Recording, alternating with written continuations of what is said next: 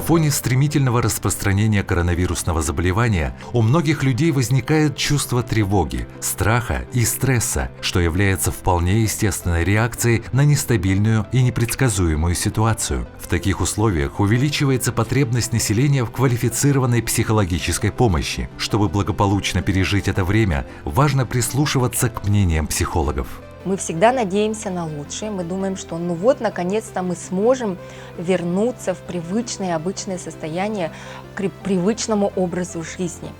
И что мы получаем, что ничего не меняется.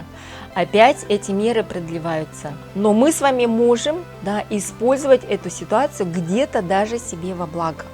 Ну, например, если у нас очень много времени, которое мы проводим дома, мы можем начинать делать такие вещи по заботе о своему здоровью, своему состоянию, которые раньше, может, мы не делали. То есть позаботиться о своем питании, чтобы оно было сбалансированное, чтобы оно было разнообразное, чтобы оно было здоровое.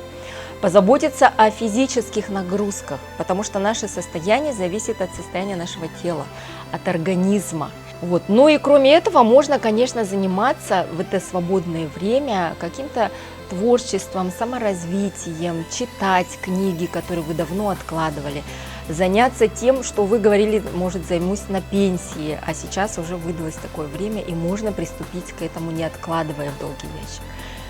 В общем, подумать о том, не когда это все закончится и что это будет за жизнь потом, а думать о себе, как я сейчас свою собственную жизнь могу наполнить, чем я сейчас могу себя порадовать, порадовать своих близких, чем могу заняться таким, что принесет мне в дальнейшем какой-то, может быть, даже успех, какой-то, может быть, саморазвитие, самореализацию. Ну и хотела сказать еще по поводу отношений. У многих изменились отношения, когда люди вынуждены сидели дома, общались друг с другом. То есть когда люди все занимались там работой, раскидали детей по садам, по школам, и только они собирались по вечерам, по выходным. А когда сейчас вынуждены сидеть все вместе дома, и вдруг некоторые начинают друг на друга смотреть совершенно новым взглядом.